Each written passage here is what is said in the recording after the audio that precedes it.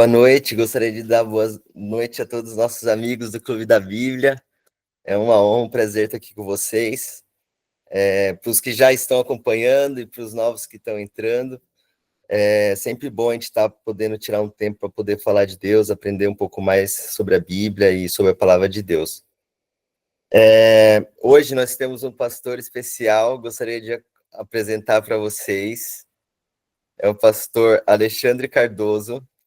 Ele é formado em teologia desde 2012, casado com a Thaís, e tem 2 filhos, o Samuel e a Heloíse. E, pastor, desde já a gente gostaria de agradecer por o senhor estar conosco aqui. É um prazer e uma honra para nós poder estar aprendendo um pouco mais. E para a gente que está iniciando nosso estudo, eu vou pedir para o Carlos Stork, nosso amigo, fazer uma oração inicial. Se alguém tiver algum pedido especial também, quiser abrir o microfone rapidamente, fazer o pedido também, a gente pode fazer. E se não, eu vou passar a palavra para o Carlos e pedir para que ele peça a bênção para o nosso estudo. E daí a gente pode começar, pastor, nosso estudo hoje sobre pecado aí. Vai ser legal. Amém.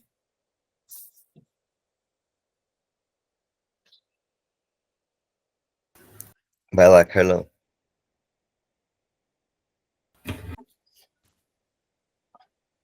Boa noite a todos. Vamos então iniciar o estudo e antes vamos fazer a oração, né? Querido Deus, eterno Pai que estás nos céus, a Ti toda a honra, toda a glória. Também lhe agradecemos, Senhor, a oportunidade de, neste momento, estudarmos um pouco da Tua palavra. Esteja com cada um dos que estão aqui participando, que o Teu Santo Espírito possa estar conosco, ao aprendermos um pouco da Tua palavra, que possamos pôr em prática em nossas vidas. Estas bênçãos nós pedimos e as agradecemos em nome de Jesus. Amém, Senhor.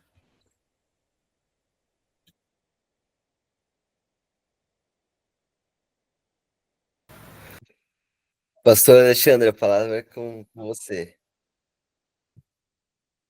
E o pessoal vai chegando, mas pode ficar à vontade, tá? Não, tudo bem. Quero agradecer ao Thiago pela apresentação, pelo convite de podermos estar aqui juntos, né, nessa noite. Não sei se o áudio está chegando bem aí para vocês, está dando para ouvir bem. Existem algumas coisas que a gente não tem controle na vida, né? Então, se o cérebro não estivesse funcionando muito bem hoje, eu quero já de antemão pedir perdão, mas hoje à tarde tivemos uma notícia bem triste. Tem uma pessoa que é muito querida, é um líder da minha igreja aqui, e hoje à noite, quer dizer, hoje à tarde o médico passou no quarto dele no hospital para trazer a triste notícia de que ele está com um câncer extremamente agressivo, num estágio muito avançado, já com muitos pontos de metástase, inclusive alguns pontos no cérebro, e a medicina já desenganou, já disse que não tem o que fazer, o que eles podem fazer é cuidar para amenizar o sofrimento, mas cura só um milagre, né? E isso abalou bastante, não só a mim, mas o distrito de uma forma geral, não é? Então, estamos em oração aqui, buscando o poder de Deus, afinal de contas, nós cremos no Deus do impossível, no Deus dos milagres, não é?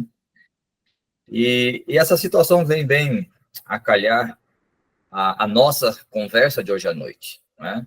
Não estou aqui para dar uma aula, afinal de contas, ninguém é detentor de toda a verdade, estamos aqui para estudar juntos, não é? Para falar e ouvir. Então, assim, gostaria de deixar todo mundo já bem à vontade para comentar, para falar, para perguntar alguma coisa, porque às vezes a gente acaba não abordando um aspecto ou outro que tem uma curiosidade e seria interessante ser falado, né? Mas vivemos em um mundo de pecado. Desde que o pecado surgiu, ele vem trazendo dor, sofrimento, né, para toda a humanidade. Aliás, a causa do sofrimento que nós vemos hoje é o pecado. E a questão do nosso tema hoje, né? Pecado, perdão dos pecados, e eu acrescentaria, inclusive, consequências do pecado. Porque pecado é uma coisa, o perdão outra coisa, e as consequências do pecado uma outra coisa ainda, não é? O que é pecado? Olhando para a internet, por exemplo, se você entrar no Google e perguntar assim, o que é pecado, o Google vai te dar uma resposta interessante, vai dizer que pecado é um termo que se refere à violação de uma lei moral, não é? No âmbito religioso, é a violação da lei de Deus. Aliás, dentro do contexto de leis, dentro do contexto daquilo que Deus apresenta para nós na Bíblia, nós temos muitas leis. Mas diante de todas as leis que nós temos na Bíblia, vamos ter ali leis sobre cuidado do corpo, não é?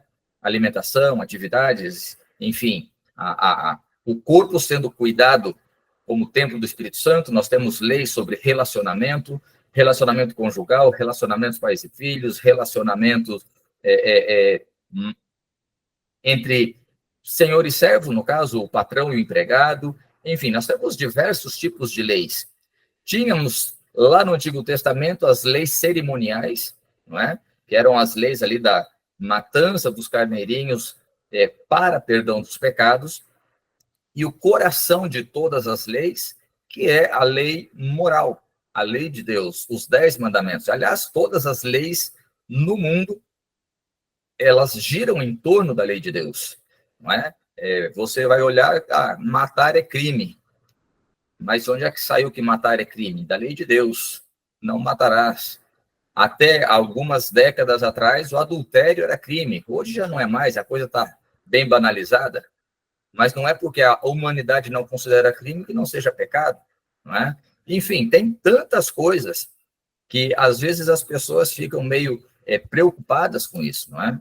E uma coisa que, assim, já de início, para nós entendermos o contexto que nós estamos trabalhando, lá no livro de 1 João, capítulo 3, verso 4, vai dizer que quem comete pecado transgride a lei, porque pecado é transgressão da lei. Partindo desse pressuposto, partindo dessa ideia, se o pecado é transgressão da lei, primeiro eu preciso entender qual é a lei. Eu preciso entender e olhar para a lei para saber o que é pecado, para que eu possa evitar a prática do pecado. Porque o pecado é natural em nós. Nós somos pecadores. E por isso praticamos o pecado. Nós cometemos o pecado. Tem muita gente que acha que assim, não, eu sou pecador porque eu cometi pecados. Não é? Mas se eu sou pecador só porque eu cometi pecados, como é que fica a situação, por exemplo, de uma criança recém-nascida que morre? Porque lá em Romanos fica claro que o salário do pecado é a morte. Ou seja, se não existe pecado, não existe morte. Mas criancinhas, bebezinhos, já cometeram pecado? Atos de pecado? Atos de rebelião contra Deus para que merecessem a morte? Não tem nem consciência do que está acontecendo. Então, por que morreu? Por que uma criança que nem nasceu ainda morre no ventre materno? Porque é pecadora. O salmista Davi deixa claro, eu fui gerado em pecado e em pecado me concebeu minha mãe. Ou seja, nós, desde que Adão e Eva cometeram pecado, se entregaram ao pecado, e aliás, o pecado nasce muito antes de Adão e Eva, nasce lá no céu. Não vamos entrar e nos aprofundar na origem do pecado, porque seria uma aula só para isso, mas ao estudarmos a Bíblia, nós vamos ver claramente, Isaías fala ali que Lúcifer era um anjo criado perfeito, e era perfeito em todos os caminhos dele, até que se encontrou iniquidade no seu coração. E iniquidade é a mesma coisa que pecado. E se pecado é transgressão da lei, logo nós devemos entender que essa lei já existia lá no céu. Não, pastor, mas a lei que nós olhamos na Bíblia, os 10 mandamentos, ela começa ali no Êxodo, né? Na saída do povo do Egito, quando chega lá no Monte Sinai. Mas assim, ali no Monte Sinai, Deus transcreve a lei dele de uma forma que nós pudéssemos compreender e entender qual era a vontade de Deus. Mas não quer dizer que essa lei não existisse antes. Afinal de contas, antes mesmo de chegarem no Sinai, Deus repreende Moisés e fala assim, até quando esse povo vai transgredir as minhas leis? Até quando esse povo vai transgredir os meus sábados? Vai profanar os meus sábados? Então, assim, a lei já existia. Ela não estava escrita como nós temos hoje, mas ela era passada de pai para filho até então. Então, se nós olharmos a história de Lúcifer no céu, não é? Quando ele começa a cometer pecados, por exemplo, qual é o primeiro mandamento da lei de Deus? Não terás outros deuses diante de mim. E aí Lúcifer quis ele mesmo ser um deus diante de todos os outros anjos, e ele ocupar o primeiro lugar no coração dos anjos e ocupar o trono de Deus. Então aí ele já quebra o primeiro mandamento. Ele olha o reflexo dele mesmo e ele se admira. E ele começa a se auto-adorar. Ele começa a colocar o eu em primeiro lugar. Veja que a Bíblia deixa claro e diz assim que como que você caiu? Você dizia, eu subirei às mais altas nuvens, eu subirei ao santo monte de Deus, eu estabelecerei o meu trono, Veja que ele coloca o eu em primeiro lugar na vida. E o fato de colocar o eu em primeiro lugar, ele quebrava ali o mandamento da idolatria, porque ele estava se auto-idolatrando, auto-adorando e deixando Deus em segundo plano. Ele quebra ali o terceiro mandamento, quando diz, não tomarás o nome do Senhor teu Deus em vão.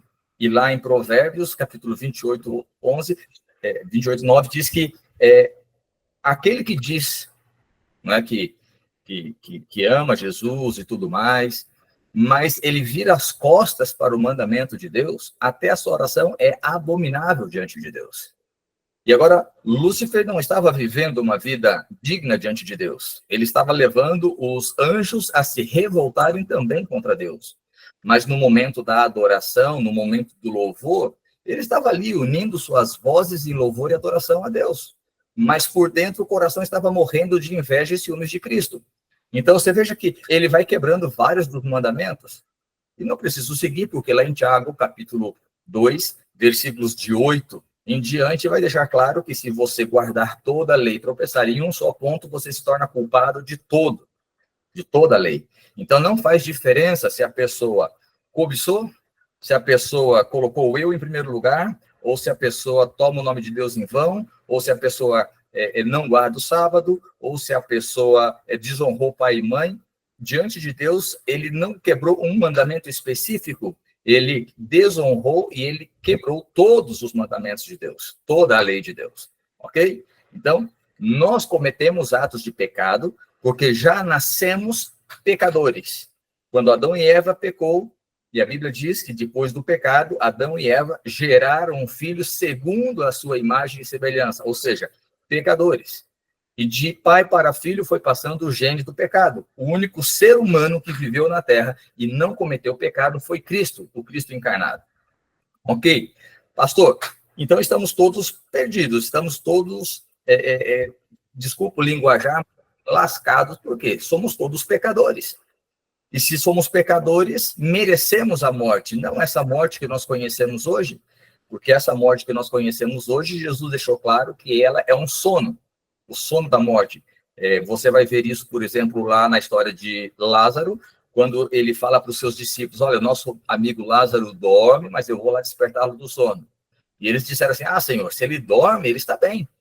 E Jesus teve que explicar mais explicitamente, não, nosso amigo Lázaro morreu, mas eu vou lá e vou ressuscitá-lo. Ou quando ele chega na casa de Jairo, que as pessoas estão ali chorando e pranteando por conta de Jairo, e Jesus fala assim, vocês estão chorando por quê? A menina não está morta, ela só dorme. Então veja que Jesus trata da morte que nós conhecemos hoje como um sono, e um sono no qual todos vão acordar, tanto os bons quanto os maus, tanto aqueles que aceitam a salvação em Cristo Jesus, como aqueles que rejeitam a salvação em Cristo Jesus. Todos vão acordar. A diferença é que um grupo acorda para viver para sempre. Outro grupo acorda para então receber a morte que foi prometida lá no Éden, quando Deus falou assim, se comer do fruto, ou seja, se transgredir a minha lei, certamente morrerás. Ok? Então, nós somos pecadores, destinados à morte, merecemos a morte. E o que fazer? Como que nós vamos encontrar solução para os nossos problemas? Para isso, Jesus foi enviado ao mundo. A Bíblia deixa claro que, vindo a plenitude do tempo, Deus enviou seu Filho ao mundo, não para julgar o mundo, mas para que o mundo fosse salvo por ele. Quando nós vamos ali para o livro de João, capítulo 3, versículo 16, eu tenho certeza que todo mundo conhece esse texto de cor e salteado, não é? E o que o texto diz ali? Porque Deus amou quem? O mundo. Todo mundo lê o texto assim, né? Está escrito dessa forma. Eu não gosto de ler o texto dessa forma. Eu gosto de ler o texto colocando o meu nome ali. Porque Deus amou o Alexandre de tal maneira, porque Deus amou o Carlos de tal maneira, porque Deus amou a Cláudia de tal maneira, porque Deus amou o Tiago de tal maneira, porque Deus amou o Francisco de tal maneira, a Milena de tal maneira, a Lucilene de tal maneira, enfim, porque Deus amou cada pessoa de forma individual de tal maneira. E por que João fala de tal maneira? Porque João não tinha palavra suficientemente boa para explicar a maneira com que Deus amava o ser humano. Então ele falou assim, porque Deus amou de tal maneira, de uma maneira tão grandiosa, de uma maneira tão maravilhosa, que ele doou o maior dom do céu para morrer no meu e no seu lugar. A morte que Cristo morreu na cruz foi a morte eterna, que era a morte que foi anunciada lá no Éden.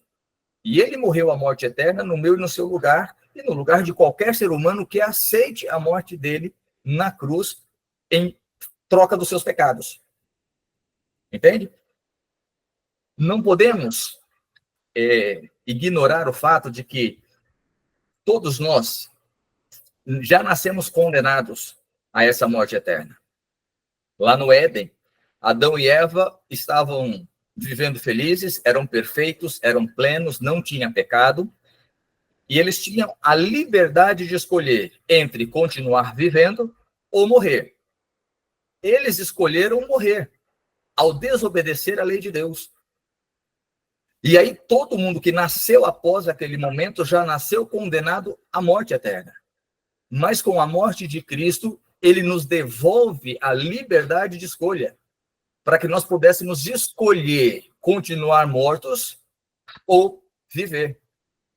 E para isso nós temos que fazer uma escolha. E nós precisamos entender que, assim, toda escolha gera uma renúncia. Em qualquer aspecto da vida, toda escolha que você faz gera uma renúncia. Não dá para você escolher ter tudo.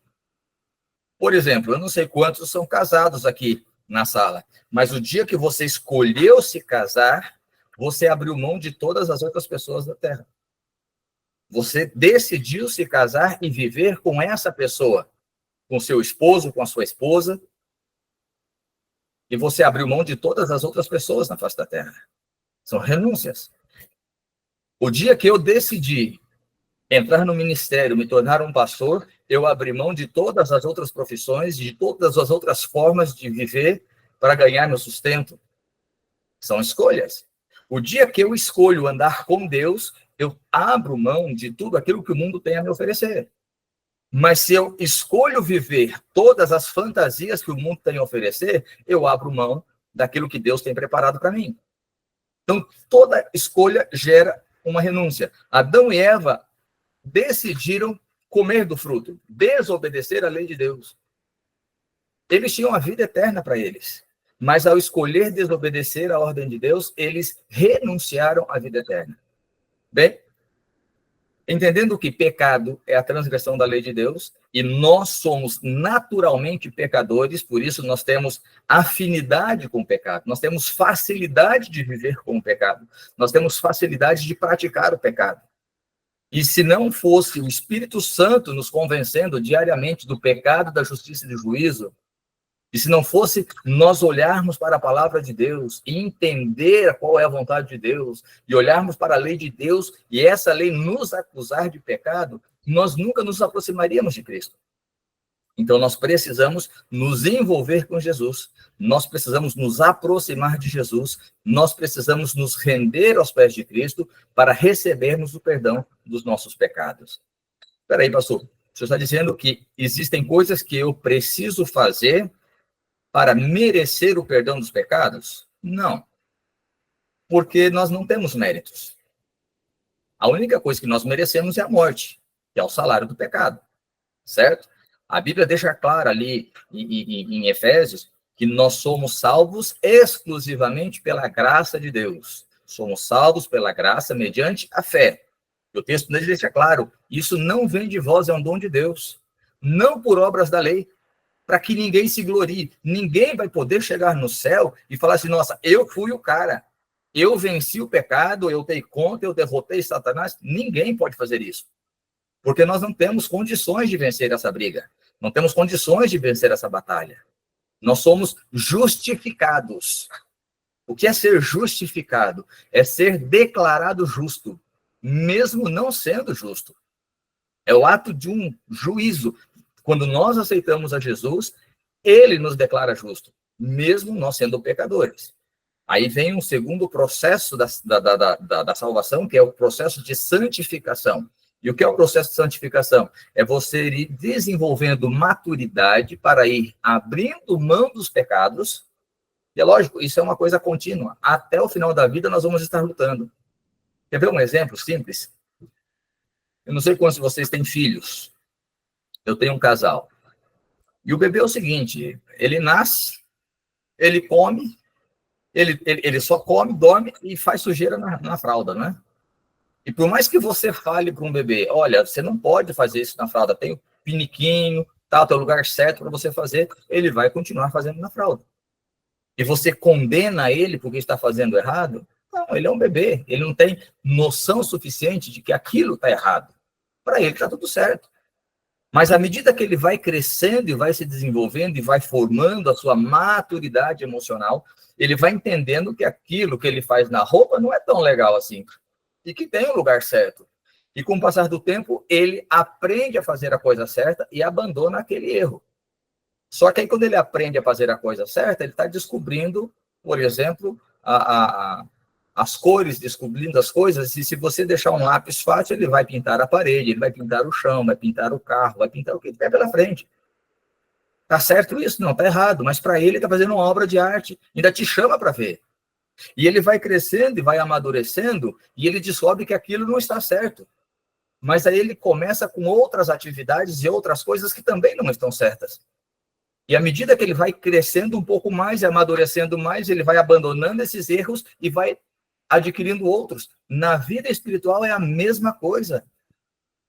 A gente vai vencendo um pecado, vencendo uma falha de caráter e vai descobrindo outras. Por isso, o processo de santificação, ela começa no momento em que nós aceitamos Jesus como nosso Salvador pessoal e vai até o final da nossa vida, no nosso caso, acredito eu que até o momento da volta de Jesus. Não estou aqui colocando data, mas olhando para tudo o que está acontecendo ao nosso redor, a gente percebe que estamos vivenciando os momentos finais da história desse mundo em pecado. E se nós, como igreja, como povo de Deus, quando eu falo igreja, eu não coloco placa de igreja. Quando eu falo igreja, eu falo do povo de Deus. Jesus deixou claro lá em João 16:10, que ele tem muitas ovelhas e muitos apriscos. E convém a ele conduzi-las, mas elas ouvirão a voz dele, então haverá um só rebanho e um só pastor. Então, hoje, Cristo tem pessoas sinceras em todas as igrejas, assim como o diabo tem os seus agentes dentro de todas as igrejas.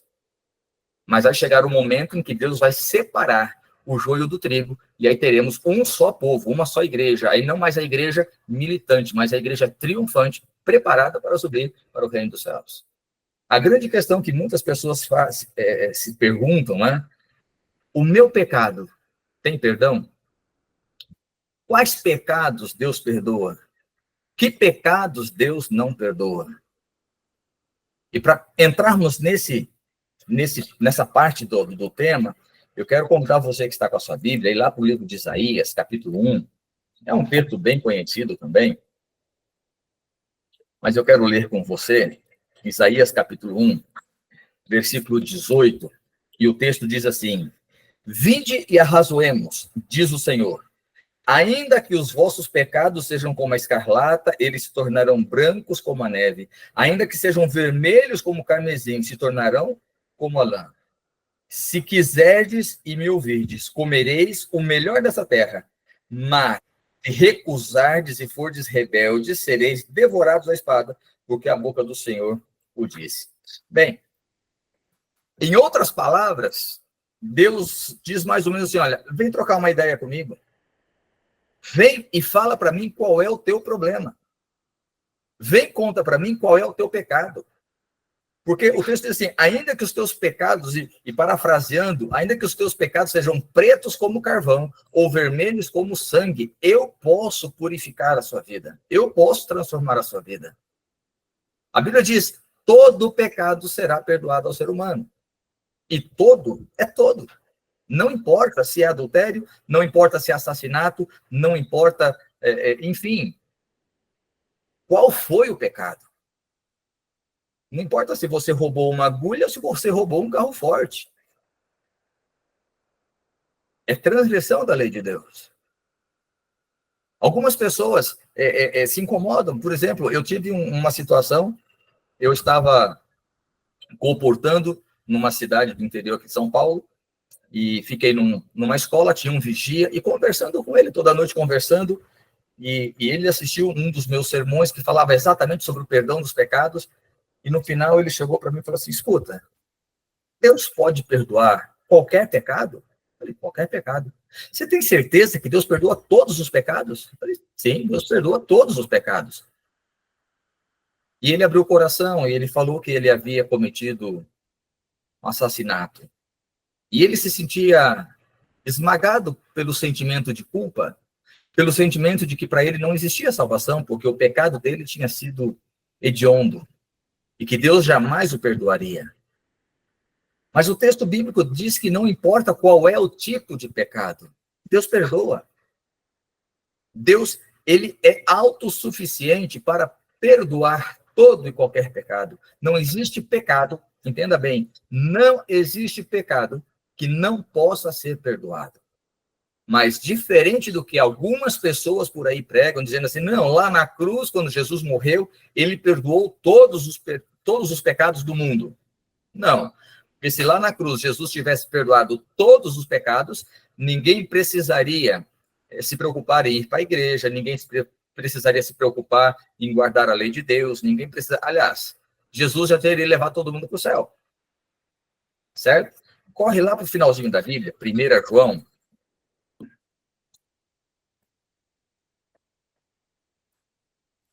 1 João, capítulo 1.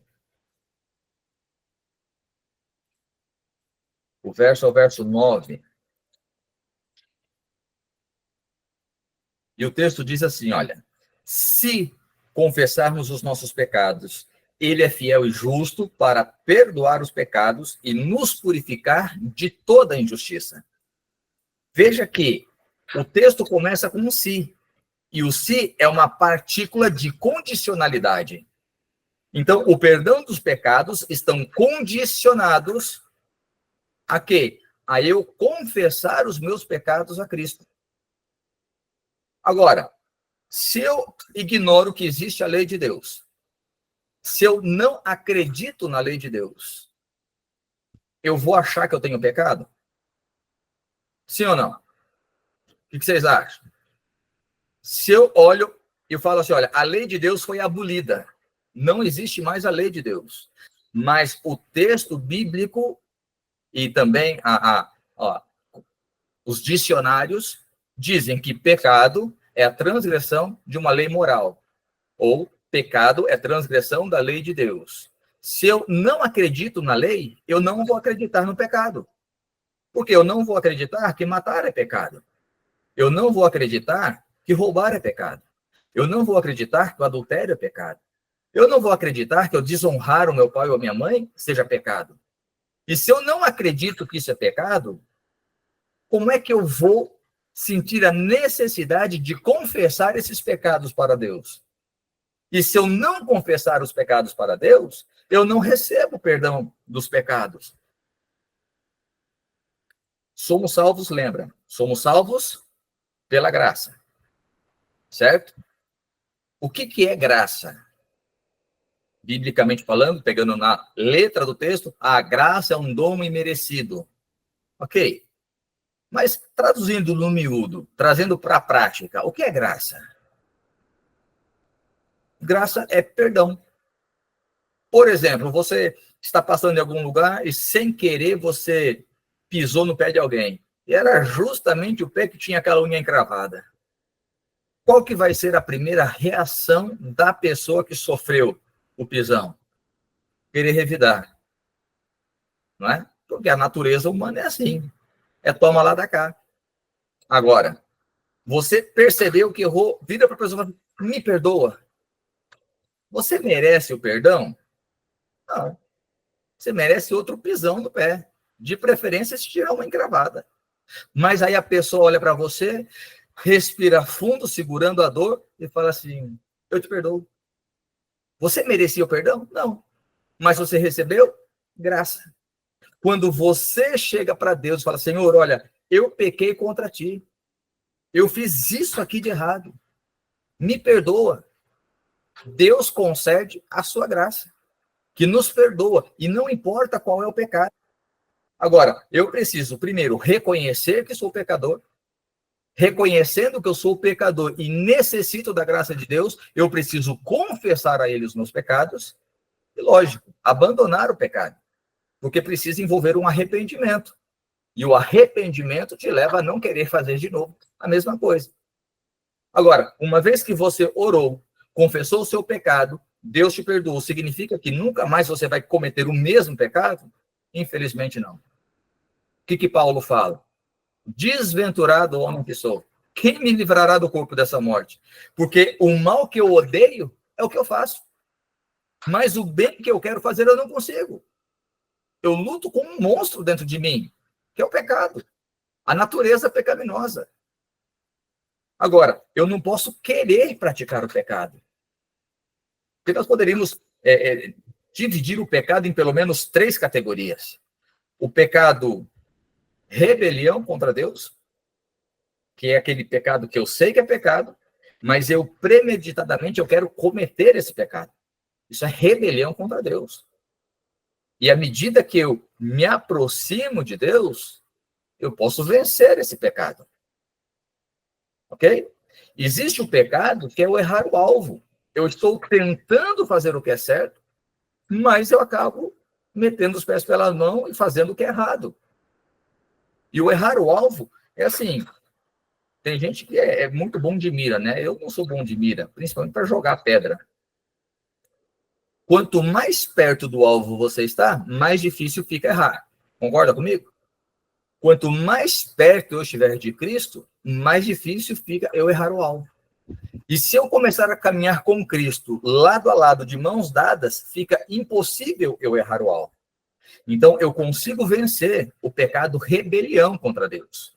Eu consigo vencer o pecado errar o alvo, à medida que eu vou me envolvendo cada vez mais com Cristo. Mas não tem como eu eliminar da minha vida o pecado natureza, a minha natureza pecaminosa.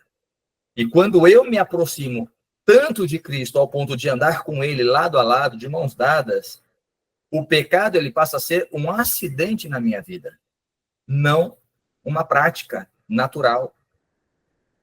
Eu não sei se você já percebeu, mas é difícil você ver uma pessoa que escorrega, que tropeça e cai, fica caído muito tempo. Normalmente a pessoa escorrega, ele cai, parece uma bolinha de ping-pong que cai no chão. Ele quica no chão e já está em pé, tentando disfarçar para ninguém perceber que ele caiu. Ou pelo menos o mínimo de pessoas perceber que ele caiu. O pecado na nossa vida precisa ser dessa forma. Um acidente de percurso. E assim, caímos, só que eu já estou em pé, grudado na mão de Deus, que nem Pedro, né? Quando ele começa a afundar na água, clama, Senhor, me salva. E Deus vai nos levantar, vai nos reerguer. E o estrago vai ser o menor possível. Agora, cair e querer ficar deitado e rolando na lama, aí é uma outra situação. Aí é uma rebelião contra Deus. Ok? Se eu confessar os meus pecados, Deus é fiel e é justo para me perdoar e me purificar de todo o pecado. Nós temos que ter essa certeza. Não existe pecado que Deus não possa perdoar. Ah, pastor, mas a Bíblia fala que tem um pecado imperdoável, pecado contra o Espírito Santo. Qual é o pecado contra o Espírito Santo? Não tem um ato específico que seja o pecado contra o Espírito Santo. O pecado contra o Espírito Santo, ele acontece assim. O Espírito Santo está gritando no seu ouvido todos os dias, tentando te convencer do pecado. Mas você vai resistindo à voz do Espírito Santo todos os dias. Você vai resistindo e você não se permite ser mais influenciado pela voz do Espírito Santo. Isso vai criando um afastamento, um distanciamento entre você e o Espírito Santo. E ele se torna um pecado imperdoável porque você fica tão longe do Espírito Santo que, por mais que ele fique rouco de tanto gritar, você já não consegue mais ouvir ele tentando te convencer do pecado. E uma vez que você não ouve mais o Espírito Santo te avisando que aquilo é pecado, você não acredita mais que aquilo é pecado e você não sente mais necessidade de confessar o seu pecado. E quando você perde a necessidade de confessar o pecado, os teus pecados se tornam imperdoáveis, porque existe a necessidade de arrependimento e confissão para receber, então, a graça redentora, a graça salvadora de Cristo na nossa vida. Por isso, nós precisamos desenvolver um relacionamento autêntico com Jesus, porque só nele encontramos perdão para os nossos pecados. Só ele é o mediador entre nós e Deus. Somente nele podemos encontrar paz para viver. E aceitar o convite dele, não é? Ele diz, vinde a mim. Quem? Todos os que estão sobrecarregados, estão cansados. É cansado do quê? Cansado da vida de dor, da vida de angústia, da vida de pecado, das tristezas que o pecado traz. Então, sobrecarregados pelos fardos da vida, ele diz, vinde a mim, e eu vou dar alívio para vocês. Ele vai dar alívio pela certeza do perdão. Ele vai nos trazer alívio pela convicção de que somos salvos. E ele nos convida a nos envolver na obra dele. É tanto que ele fala assim, ó, tomem sobre vocês o meu jugo, porque o meu jugo é suave, o meu fardo é leve. Isso é um convite para a missão, um convite para o trabalho. Uma vez que nós recebemos o perdão de Deus e temos a nossa vida, o peso do nosso coração, da nossa mente aliviada, nós temos agora a obrigação moral de ir em busca de outros que estão vivendo nas mesmas angústias que nós e vir à presença de Deus, para que eles possam também receber esse galardão, receber o perdão dos seus pecados. Portanto, queridos, duas coisas nós não podemos esquecer. Precisamos continuamente olhar para o espelho. Porque o espelho, ele não nos salva. O espelho não penteia o seu cabelo, o espelho não tira a espinha que está no seu rosto, o espelho não limpa a mancha no seu rosto. Ele apenas mostra a situação que você está vivendo. Me lembrei agora, não sei se quantos de vocês sabem, mas eu sou primo do Tiago. E o irmão do Tiago, o irmão mais velho dele, ele fazia Senai, quando nós éramos adolescentes. E fizeram uma brincadeira de mau gosto com ele, e quase terminando o turno, passaram graxa nos óculos de proteção dele. Ele voltou ali do intervalo, colocou os óculos, terminou de fazer o que tinha que fazer, tirou os óculos, jogou a mochila nas costas e saiu rápido para casa. E ele contando, né, que todo mundo olhava para ele e ficava olhando para ele, as meninas olhavam para ele, riam, e ele contando, né, eu estava me sentindo o cara, porque eu estava me achando o bambambam, todas as menininhas olhavam para mim, sorria para mim e tal. E quando ele desceu no ponto, já perto da casa dele, tinha uma construção recente lá, que estava assim, toda espelhada, né? Estava começando na época assim, essa onda dos espelhados, e ele olhou para aquele espelho e ele percebeu que ele estava com um óculos de graxa no rosto. E ele disse que ele queria que o chão se abrisse para engoli-lo naquele momento de vergonha. E ele saiu correndo para casa. A questão é que o espelho mostrou para ele onde estava o defeito. Ele só conseguiu enxergar que ele precisava de alguma coisa para purificá-lo quando ele olhou para o espelho.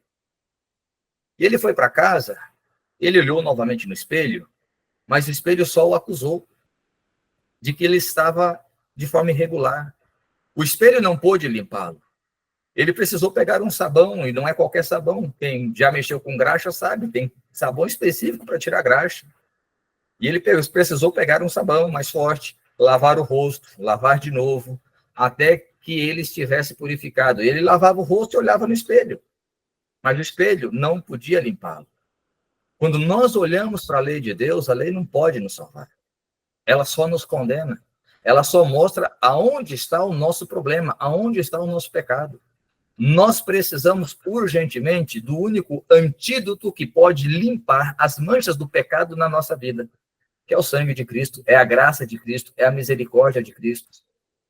E agora, ao olhar para o espelho, eu vou sentir a necessidade da água da vida para lavar e purificar a minha vida.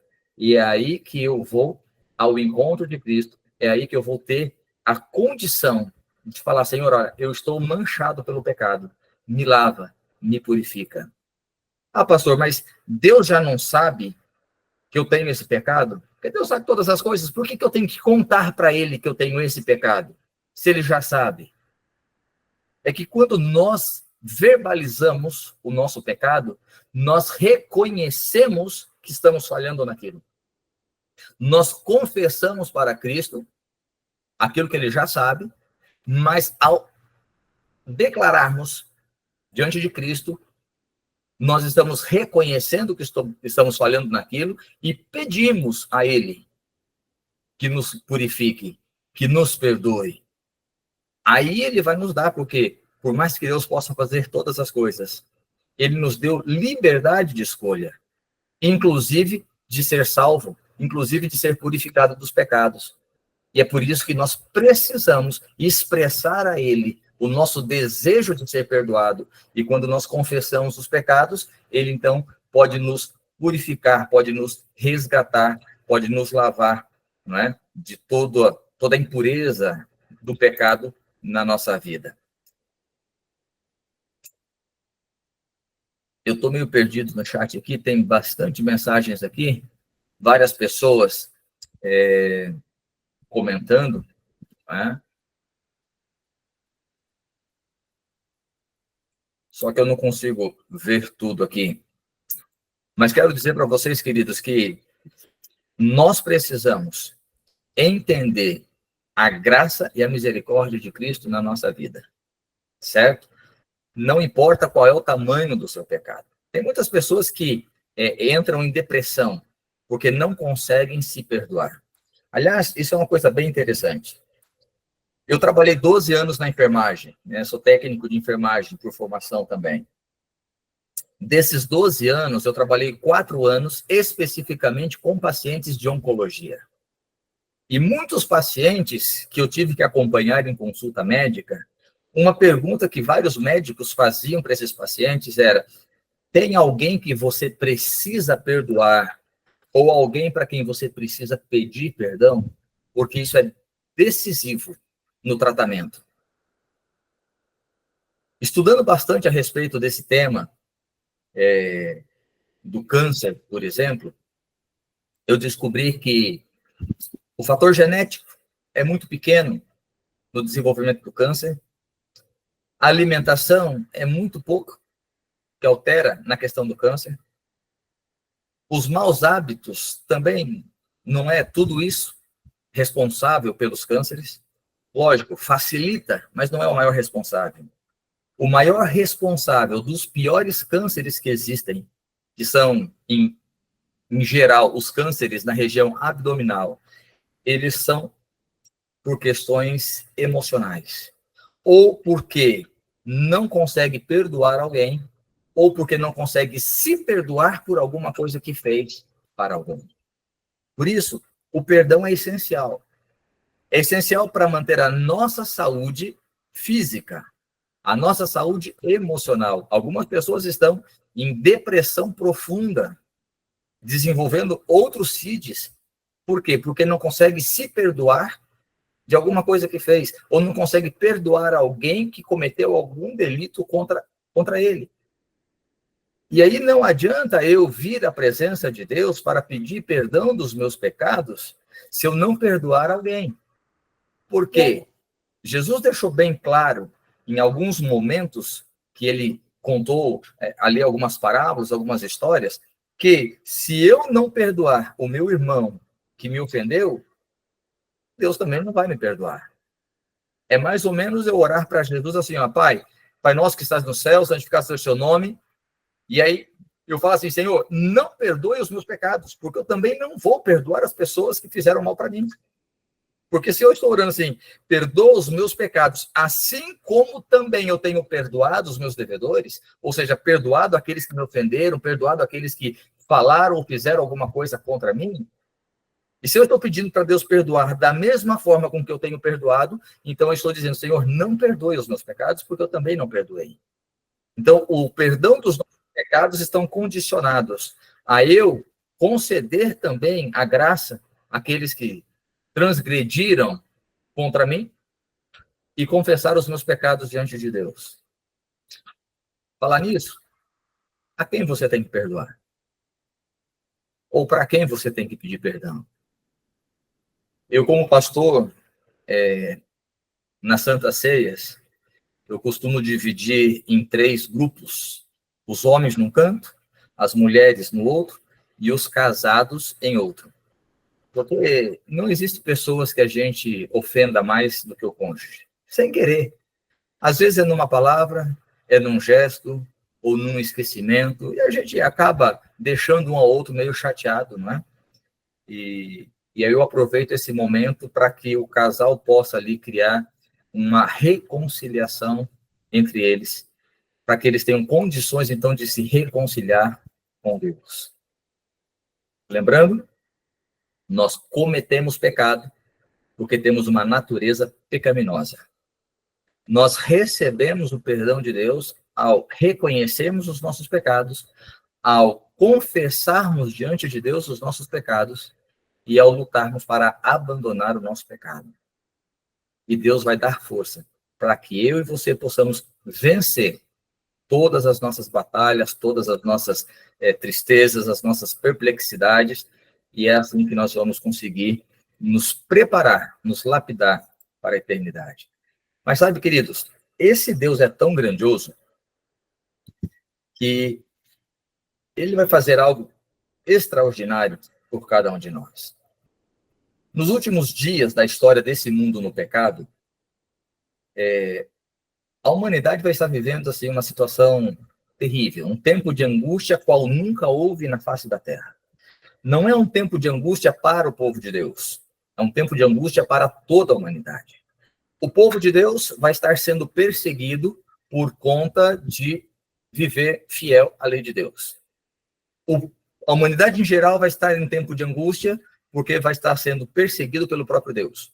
Ou seja, eles estarão sem a presença do Espírito Santo, sob o domínio completo e irrestrito de Satanás, e vão estar sofrendo as 7 últimas pragas. Então não tem paz para ninguém.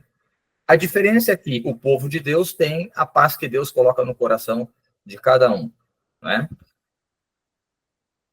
Vai chegar um momento em que nós vamos tentar nos lembrar dos nossos pecados.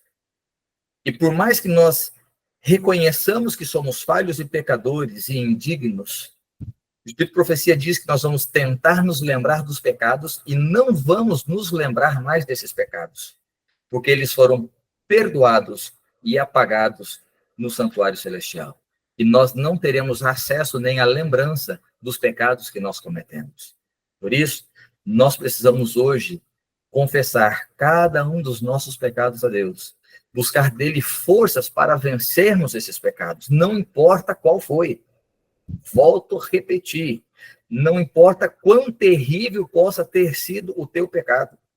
Não importa se você um dia surtou, pegou aí uma arma e entrou num lugar cheio de gente e saiu atirando para todo lado e matou um monte de gente. Deus pode perdoar. Ele deixou isso claro, não importa qual é o tamanho do seu pecado, Deus pode perdoar. Mas você precisa primeiro reconhecer que errou. Reconhecer que Cristo pode te perdoar, Cristo pode te purificar, confessar os seus pecados e buscar nele forças para vencer as tentações de cair de novo no mesmo pecado. E Deus com certeza, naquele glorioso dia, vai poder purificar de uma vez por todas a minha e a sua vida, porque confiamos nele, na graça, na misericórdia dele, para a remissão dos nossos pecados. Deixa eu ver, não tem nenhuma pergunta aqui, né? Alguém tem alguma pergunta? Ô, pastor, tem uma pergunta aqui que é mais ou menos na linha do chat e chegou no particular, que é em relação a vícios crônicos, em relação à doença e uma pessoa adicta ou vícios, mesmo a pessoa sabendo que isso faz mal, se isso se torna um pecado contra o Espírito Santo ou quando se torna um pecado contra o Espírito Santo e é isso, mesmo a pessoa sabendo que é pecado, às vezes não tem controle sobre a situação. Bom, é pecado, a pessoa sabe que é pecado, ela não tem controle, porque isso é um vício, e todo vício é uma doença, precisa ser tratado. E aí a pessoa tem que reconhecer que ela tem uma dependência, que ela tem um vício, e precisa buscar ajuda para vencer esse vício. E em muitos momentos, a pessoa vai ter que se render a buscar um auxílio profissional para isso, né? Deus estabeleceu, Deus colocou pessoas para estudarem essa questão comportamental e ajudar pessoas a vencer essas debilidades, não é? Então, assim, é possível vencer qualquer tipo de vício que seja, né? A gente tem trabalhado com pessoas com vícios diversos, vícios de drogas, e quando eu falo drogas, vai entrar todo tipo de droga, né? Cigarro, bebida, ou outros tipos de drogas, vícios com pornografia, enfim, tem muitos tipos de vícios que são maléficos, são prejudiciais à saúde, não é? E muitas vezes a pessoa não consegue vencer sozinho, né? Tem que ter força de vontade, controle próprio, né? Domínio próprio, e buscar muita oração, com muita oração, o poder de Deus para vencer esses pecados. É possível, mas em muitos casos a pessoa precisa buscar aí um psicólogo, em alguns casos um psiquiatra, para que possa ajudar a trabalhar, a sair desse poço, ok? Para que possa vencer esse pecado. Quando é que isso se torna um pecado contra o Espírito Santo? Quando a pessoa não entende mais que isso é errado, não entende mais que isso é pecado. Aí ela foi cauterizada. E se ela não entende mais que isso é errado, ela não vai mais querer buscar ajuda para abandonar, ela não vai querer confessar isso mais para Deus, e no momento que ela deixa de confessar o pecado para Deus, então ali se tornou pecado imperdoável, porque se ela não sente necessidade de confessar, e existe uma condicionalidade para o perdão, que é o confessar os pecados, então, se ele não confessa, ele não tem o perdão do pecado, tá? Então, assim, enquanto a pessoa sente que ela está errando, por mais que ela não tenha forças de sair, é o Espírito Santo que ainda está gritando no ouvido, ela ainda está ouvindo o Espírito Santo gritar para sair daquele vício, tá? Então, ainda não foi o pecado contra o Espírito Santo. A partir do momento que ela olha para aquilo com naturalidade e que aquilo é tão banal na vida dela que não a incomoda mais, não fere mais os seus princípios e não sente necessidade de mudança de vida, ali se tornou, então, um pecado contra o Espírito Santo. Não sei se alguém tem mais alguma pergunta, quiser aproveitar.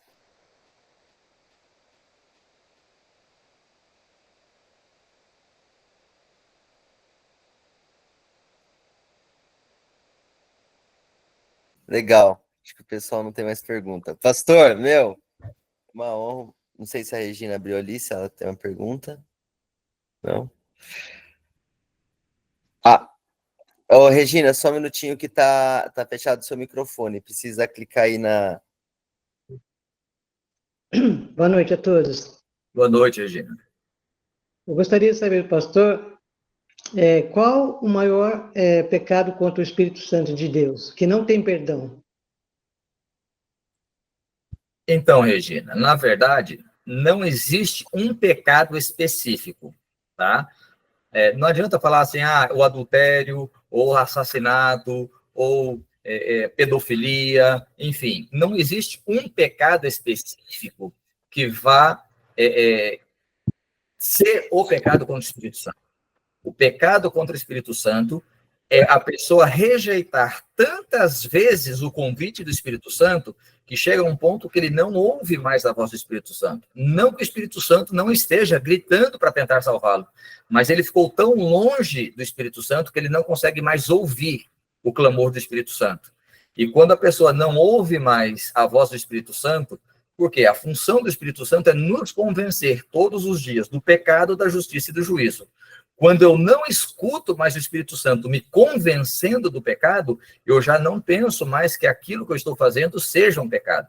E quando eu não acho mais que é pecado, eu não sinto necessidade de confessar os meus pecados. E quando eu deixo de confessar os pecados, eu não recebo, então, o perdão dos pecados. Por isso ele se torna um pecado imperdoável. Não porque Deus não possa perdoá-lo, mas porque a pessoa rejeitou o Espírito Santo agindo na vida dela. Praticamente a pessoa expulsou o Espírito Santo da sua própria vida. E é por isso que ela não consegue mais receber o perdão dos pecados, porque ela proibiu a ação do Espírito Santo na vida dela. Ok, muito obrigada. Imagina. Ô, pastor, aqui pensando quando você estava falando, nesse caso entra até a questão dos pecados que a gente fala, pecados bobos ou pecados pequenos, assim, Os porque pecadinhos acariciados. a gente meio que ignora e às vezes passa despercebido e, na verdade, acaba se tornando um grande problema porque se cauteriza ali aqueles pecados que são ali, sabe, pequenos ali, ou... Olha, não são os grandes pecados que vai levar alguém para o inferno. Porque os pecadões assustam. E a pessoa é levada a se render aos pés de Cristo. Agora, aqueles pecadinhos que a gente acha assim, isso aqui é uma coisinha tão... não, isso aqui é a igreja que fala, não é nem Deus que está falando. Olha, não, isso aqui não tem nada a ver. E isso é uma situação delicada, sabe? Por exemplo, quer ver uma coisa que está entrando assim com força na igreja, não é nem sorrateiramente, mas não, está entrando com força pela porta da frente. As maquiagens pesadas e o uso de joias. E aí a pessoa fala assim, isso não tem nada a ver. É a igreja que fala. Isso aí não vai influenciar em nada. Mas vejamos, qual foi o primeiro pecado de Eva? Quem me ajuda aí? Qual foi o primeiro pecado de Eva?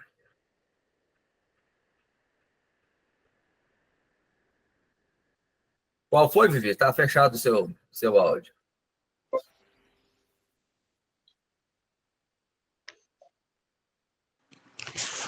Deixar a companhia de Adão. Deixar a companhia de Adão foi pecado? Desobediência. Mas por que deixar a companhia de Adão seria pecado?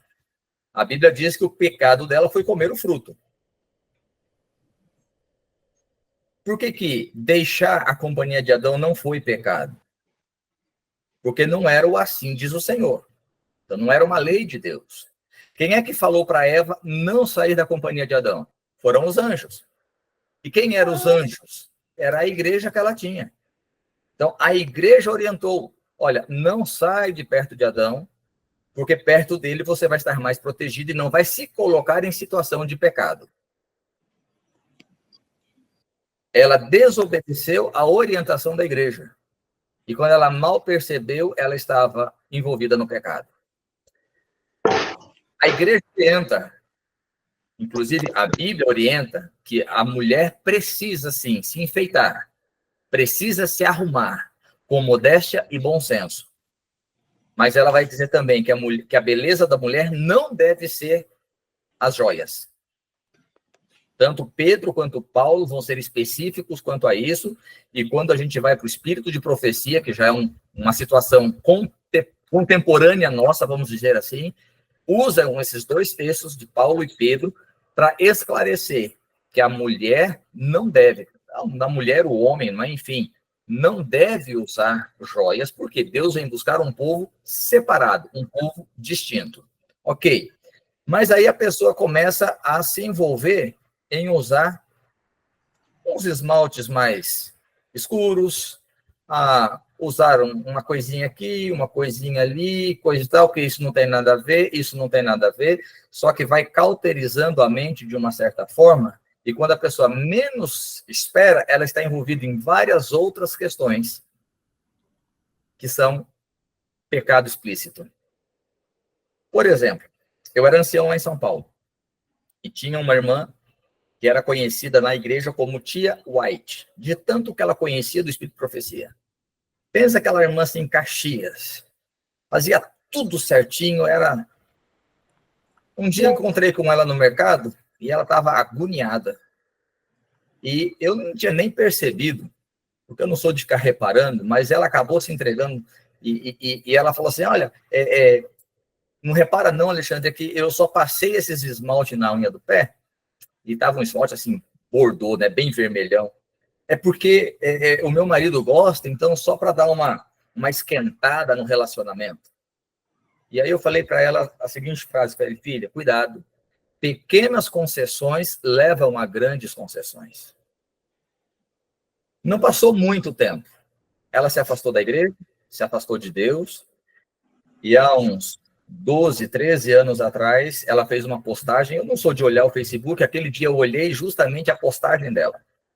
Na postagem dela, ela dizia mais ou menos assim, Deus não pode me julgar, porque eu entendi a plenitude do amor de Deus. Então, a lei de Deus é boa para os seres inferiores que ainda não alcançaram a estatura que eu alcancei de compreensão do amor de Deus. Então, Deus não pode me julgar.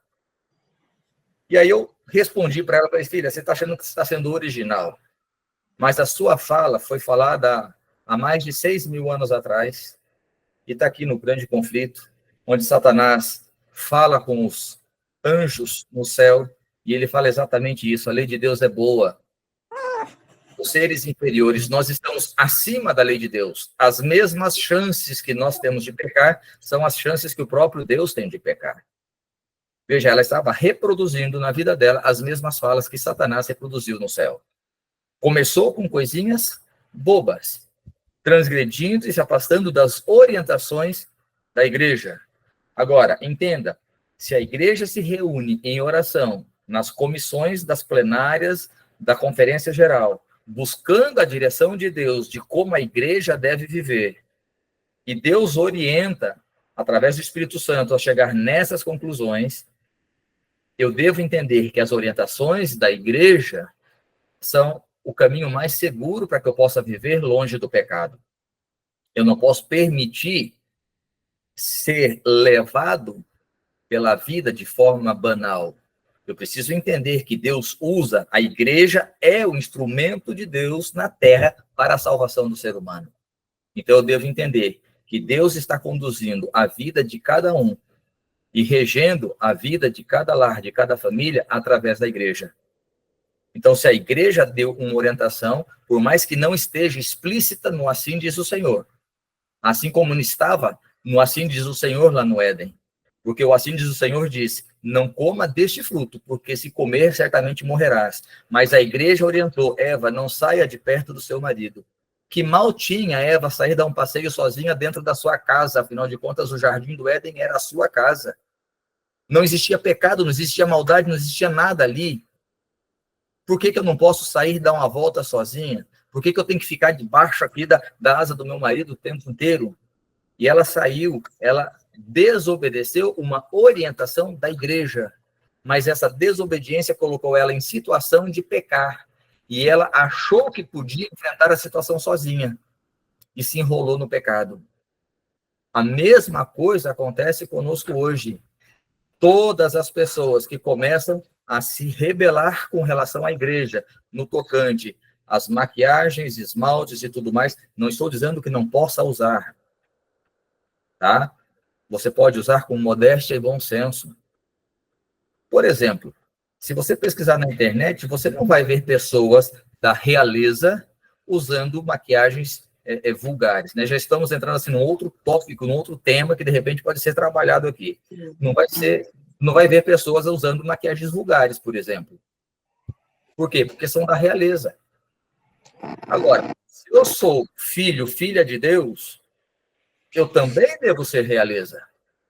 E como realeza, eu tenho que me portar como realeza. E quando eu me porto como realeza, eu evito muitas coisas. Eu evito muitos problemas. Eu não me coloco em situação de pecado, em situação de envergonhar o meu pai, que é Deus, que é o rei. Entende? Então, eu tenho que entender que eu aceitei ser filho de Deus pelo sacrifício de Cristo, ser adotado por Deus na cruz por Cristo Jesus, então eu devo seguir as orientações e as ordens do meu pai. Todas as vezes que eu quebro as orientações do meu pai, eu cometo pecado. Mas eu tenho que entender que eu tenho um pai de amor e que eu posso chegar para o meu pai e falar: pai, eu pequei, eu errei, me perdoa. E o pai vai falar: filho, eu perdoo. Só que, por exemplo, vamos imaginar aqui que eu sou um adolescente, um pré-adolescente, e o meu pai falou assim: olha, não saia andar de bicicleta sozinho, porque a rua aqui é muito perigosa, você ainda não tem experiência, então não saia sozinho. Eu resolvi desobedecer o meu pai. Eu saí com a bicicleta, e a rua perigosa, e eu não consegui parar a bicicleta, e dei com a cara no muro, quebrei o braço e a perna. E aí eu chego arrebentado para o meu pai e falo: pai, me perdoa, eu te desobedeci. O pai vai falar assim: filho, perdoa. Mas o que vai acontecer? Eu vou passar uns bons dias com o braço e a perna engessado. Vou ter que tomar injeções, vou ter que ficar privado de curtir qualquer outra coisa, porque o perdão é uma coisa, as consequências são outra. A mesma coisa acontece conosco. Eu falo: Deus, perdoa os meus pecados, Deus perdoa. Mas se aquilo que eu fiz gera consequência para a minha vida, Deus não vai remover as consequências. Uma pessoa que resolve ter um relacionamento fora do casamento, e aí contraiu o vírus do HIV, ele chega para Deus e fala: Senhor, me perdoa. Deus perdoa? Perdoa. Mas, infelizmente, essa pessoa vai morrer com o vírus do HIV. Uma pessoa que resolve se lançar do 23º andar de um prédio, e no meio do caminho ele se arrepende e fala: Senhor, me perdoa. Deus perdoa. Mas quando chegar no final dessa rota, meu amigo, vai voar pedaço para todo lado. Porque perdão é uma coisa, consequências das nossas escolhas é outra coisa. E tem gente que acha que é assim: não, eu vou pedir perdão para Deus me livrar das consequências. E aí nós temos que entender também que arrependimento e remorso, eles são parecidos, mas não têm o mesmo efeito. O arrependimento, ele gera em mim uma tristeza por aquilo que eu fiz. E quando gera uma tristeza pelo que eu fiz, eu confesso e Deus me perdoa. Quando eu sinto medo das consequências das coisas que eu fiz, eu estou tendo, na verdade, remorso, não arrependimento. E se eu tenho só remorso, eu vou confessar para Deus, tentando me livrar das consequências dos meus atos apenas, e não triste por ter ferido o coração dele, eu também não vou receber o perdão dos pecados. Porque é necessário que eu me arrependa, confesse os meus pecados para receber perdão pelo arrependimento, não para fugir das consequências. Como no caso de Acã. Lembra da história de Acã? Quando ele pega lá a prata, o ouro e a capa babilônica, quando ele percebe que não tem solução para ele, e ele vai ser punido, ele confessa. Ellen White fala que foi uma das mais belas confissões de pecado já descrita. Mas ele confessou por medo das consequências, não por arrependimento dos seus atos. É tanto que na confissão dele fala assim: eu vi uma desejável capa babilônica. Ou seja, até na confissão ele estava cobiçando por aquela capa. E ele não recebeu o perdão. E muitas vezes nós tentamos confessar para fugir das consequências do pecado, daquilo que nós fizemos. Quando, na verdade, nós precisamos desenvolver um arrependimento, uma tristeza pelo que fizemos para com Deus, independente das consequências que nós vamos sofrer. E saber que vamos sofrer as consequências e sofrer aquelas consequências com o coração leve, sabendo que estamos colhendo o fruto daquilo que nós plantamos, mas que Deus nos perdoou pelo que nós fizemos. E por conta disso eu não vou sofrer para sempre, porque muito em breve Jesus volta e vai me restaurar por completo. Entende? A situação.